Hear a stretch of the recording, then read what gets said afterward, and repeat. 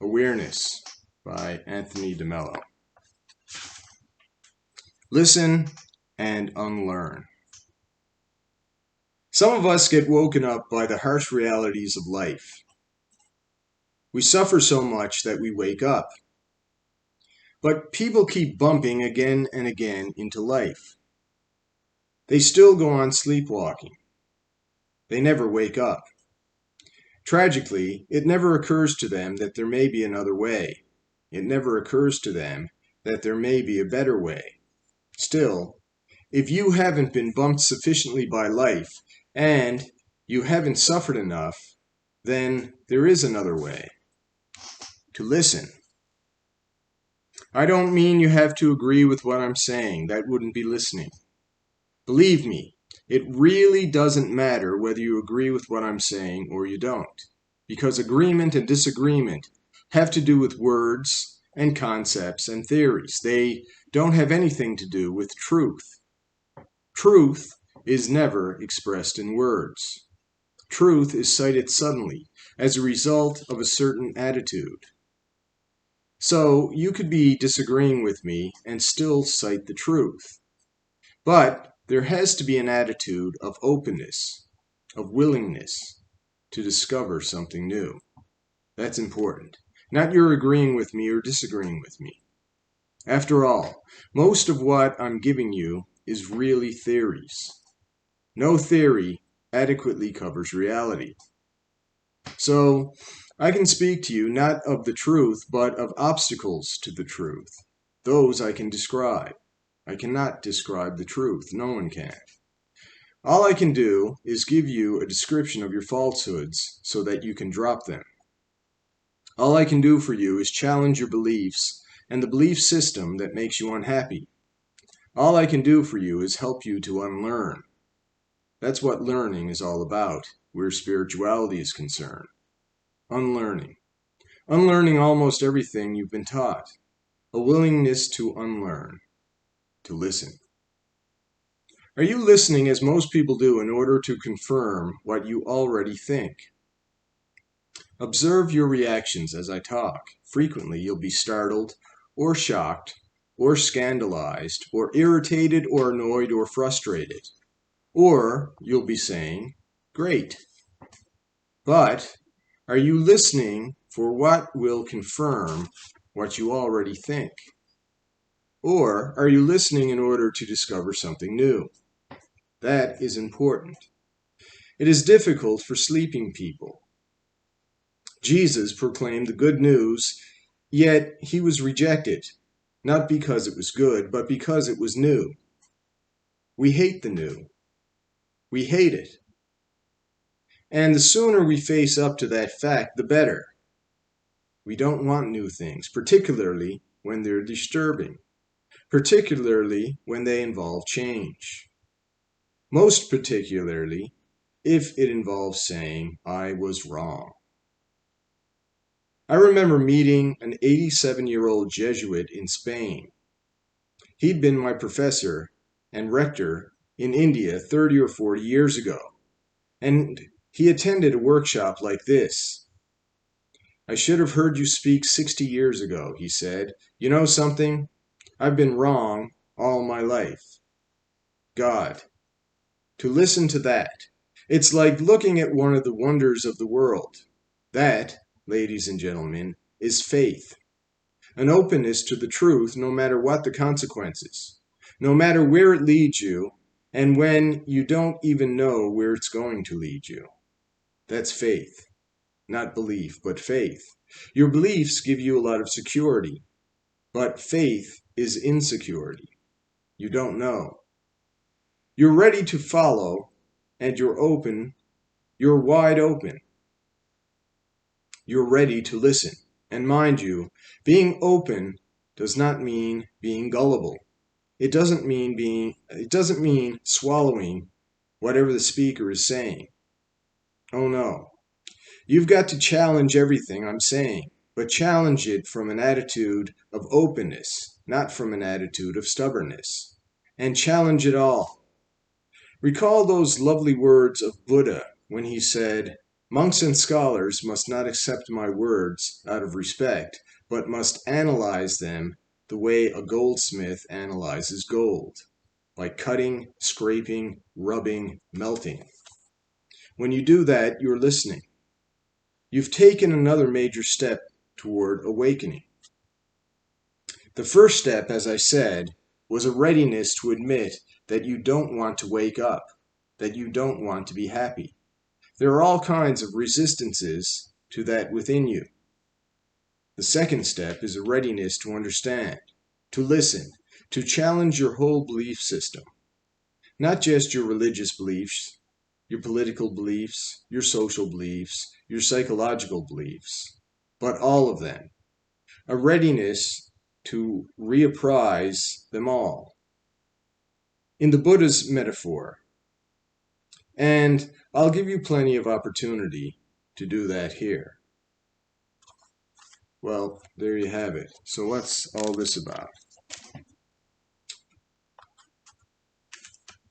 He's basically saying that a big problem with people is that they get stuck in their way of thinking. They get stuck in their belief system. And a lot of this is fear. And human beings are naturally lazy. Ancient humans had great difficulty getting enough calories in their bodies. They spent an inordinate amount of time just finding enough food. So they wanted to conserve as much energy as possible. This is the natural laziness. We live in a culture where there's so many calories. Calories are easy. Empty calories are easy. This is unprecedented in history. We have a problem with obesity, not with hunger, because there's so much cheap calories around. But being human beings, we are naturally lazy. We want to save our energy. We want to conserve our fuel. So people eat the empty calories and they sit around being lazy, conserving their fuel. And your body stores this extra energy in your fat cells. It gets converted to fat.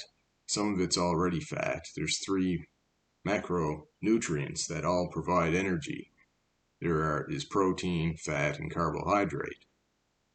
And carbohydrate, your liver will convert carbohydrate into fat and store it in your fat cells. And the fat already, if you're not using it, it's going to be stored.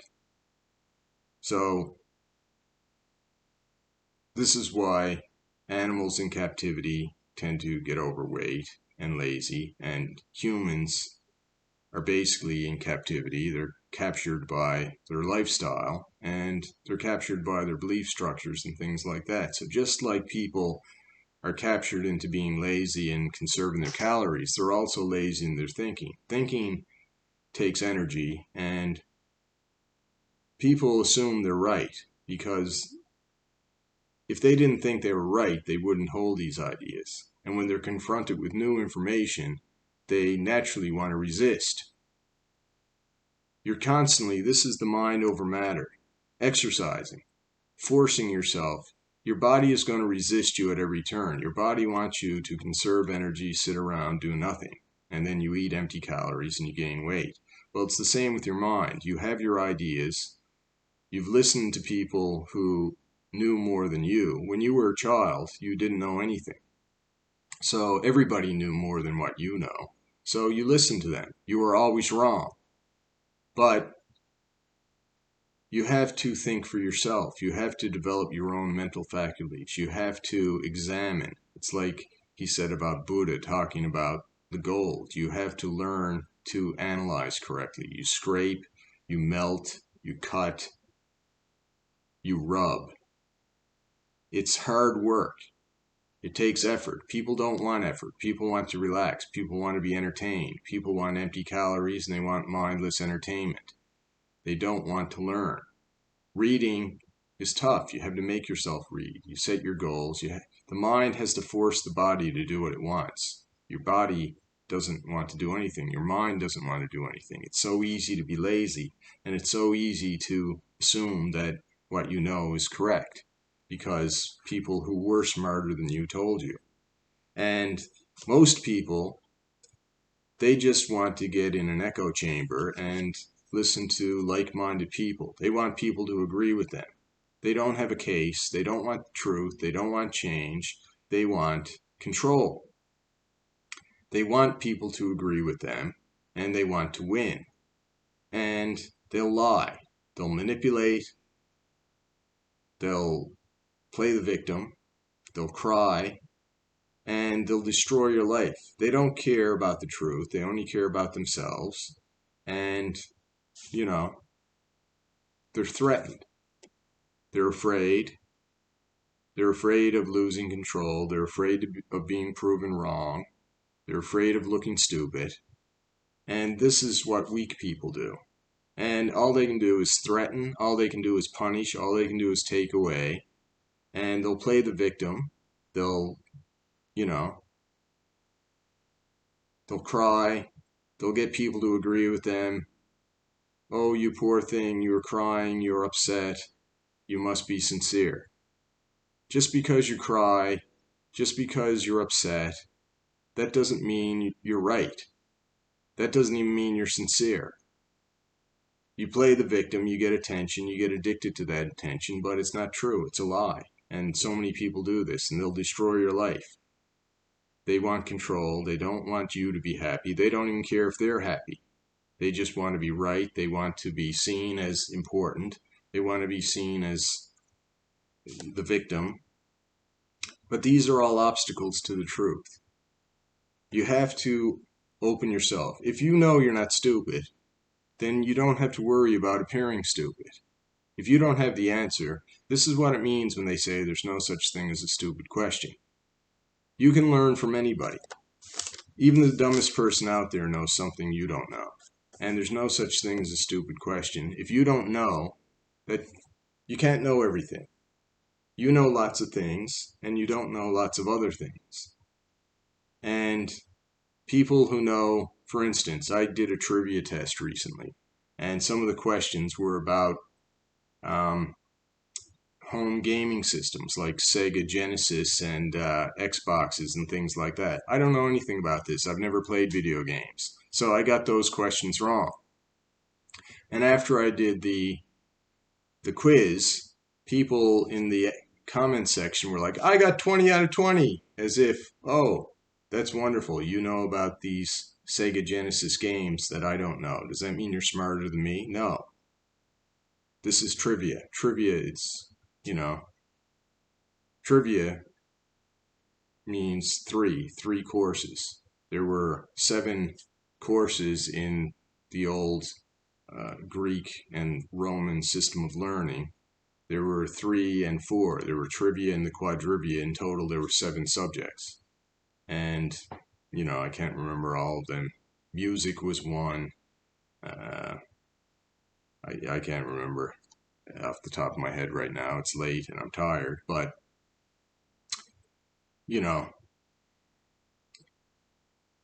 and now another idea of trivia is where 3 roads meet. I think this is apocryphal, but when people were moving from city to city, they would, you know, at crossroads, they would meet and share information. They call this trivia.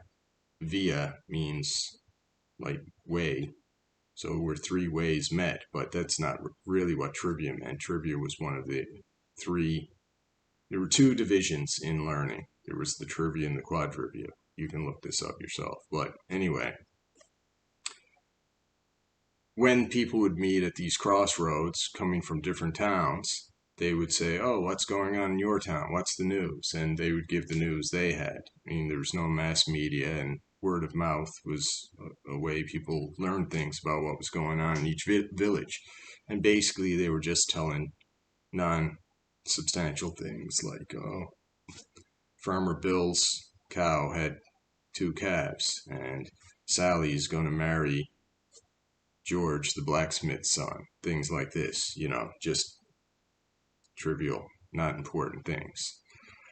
But if you want to learn things of substance, you have to question your beliefs. And if you know you're right, you don't have to agree with what I'm saying. You have to listen with a very discerning eye, a discerning ear. You have to take things apart, think about it. Does it make sense? If somebody's just threatening you and punishing you and taking things away and telling you you're terrible because you don't agree with them, that's not logical. That's not reasoning. That's just a bully. That's just a dictator forcing you against your will to do what they want. And if somebody's more powerful than them, they'll just cry and go, "Oh, I'm being victimized. Look how sincere I am. I'm crying because I'm crying and I'm upset and I'm suffering. You have to punish that person." And foolishly, sometimes that's all it takes. And you can be there and you can tell the truth and you can be logical and reasoning and know that you're innocent. But if they see one person crying and the other person expressing logically, they might be moved by the emotion of the other person. And this is a tragedy.